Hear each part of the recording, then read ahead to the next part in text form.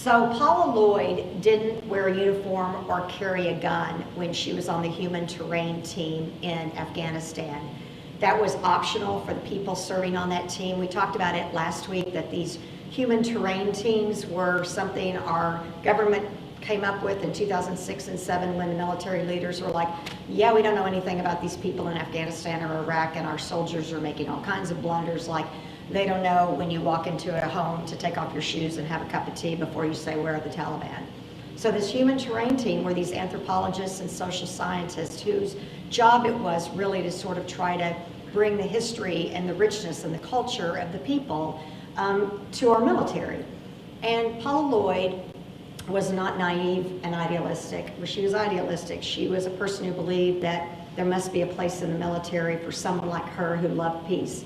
And she, as we talked about last week, after she graduated from Wellesley, she enlisted in the military as a foot soldier, and then ended up, when her tour of duty in Kandahar was over, finished her master's at Georgetown in political science and diplomacy and conflict resolution, and then did all kinds of humanitarian and aid work. And then when the military said, we need these human terrain teams, she put her hand up and went.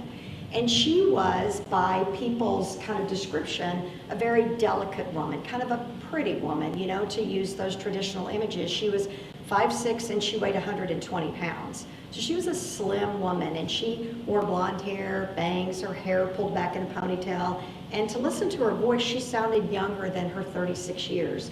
But she was a very strong person.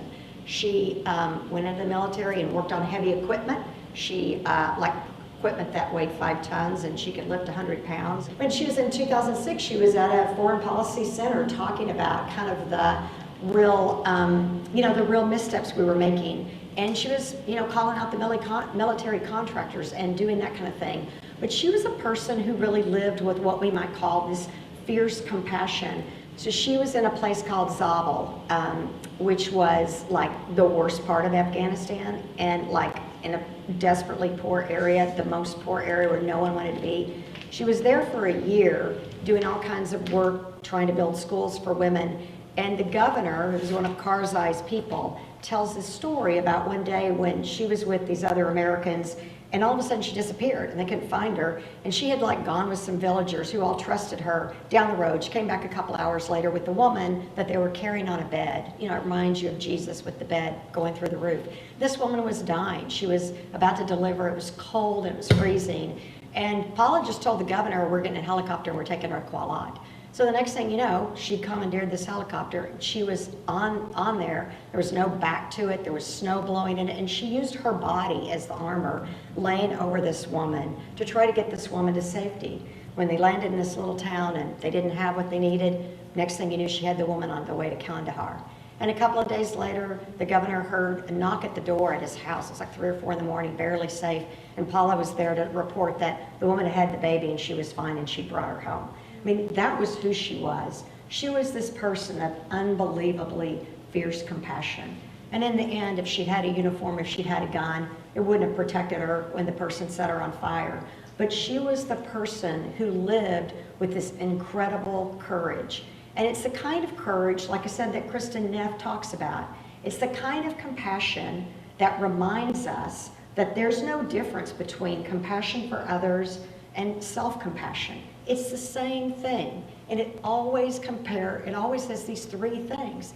It has this awareness of your suffering, this mindfulness of your suffering, this not turning away from it, right? Which we're so easily do, but just, this is a moment of suffering.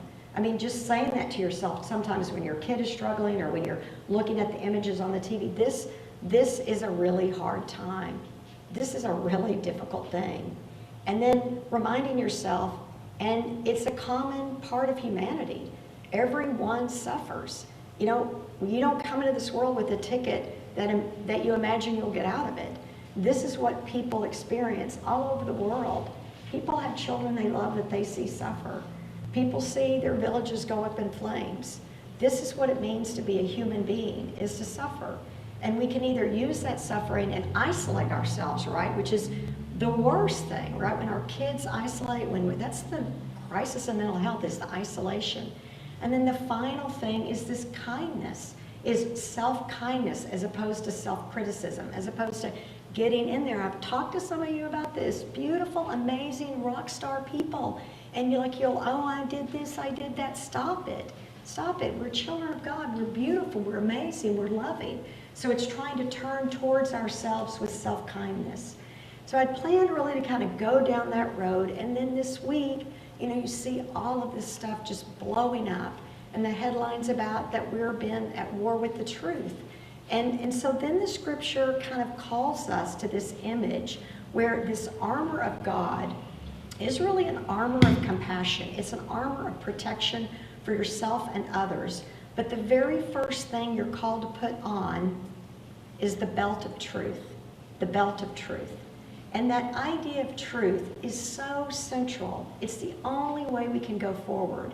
And I think that's been what's been so rough about this week, is to see these reports coming out saying, over and over, the military brass and the presidents have misled the American people about how the war's going.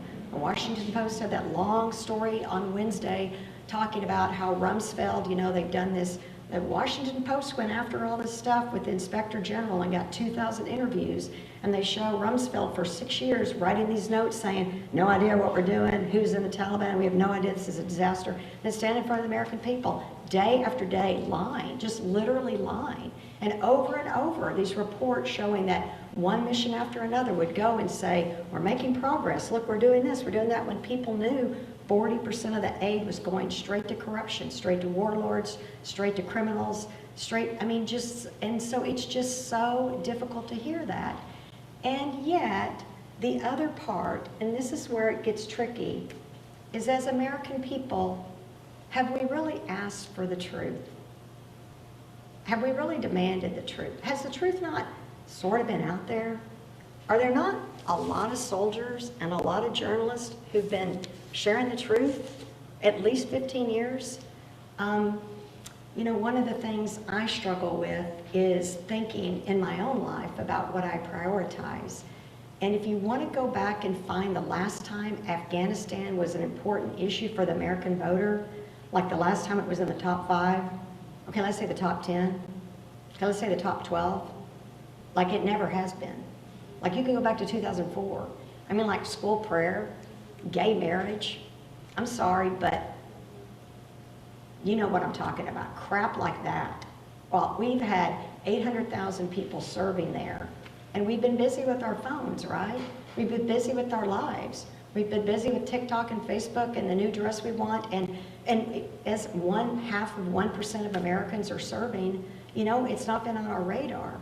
And so part of the thing that's painful for me is to think, what have I been doing? Now, I can say, I know I've preached about Iraq and Afghanistan and Syria a lot more than the average pastor. For some reason, I don't know why, I just feel compelled to keep trying to bring this up. But I think about my own life, and I think about the ways I've misled myself, about me. And that's not like a horrible, terrible thing. We all do it.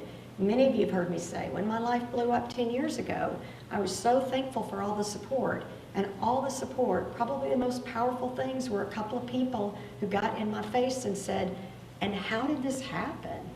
Like, how did 3 or 4 people, pull this plot off and you weren't paying attention? What is it about me that avoids things or doesn't see stuff, right? And it's really hard in a moment. You want everybody to just pat you on the back and whatever, but to say, can I look at this and think, what can I learn about Holly?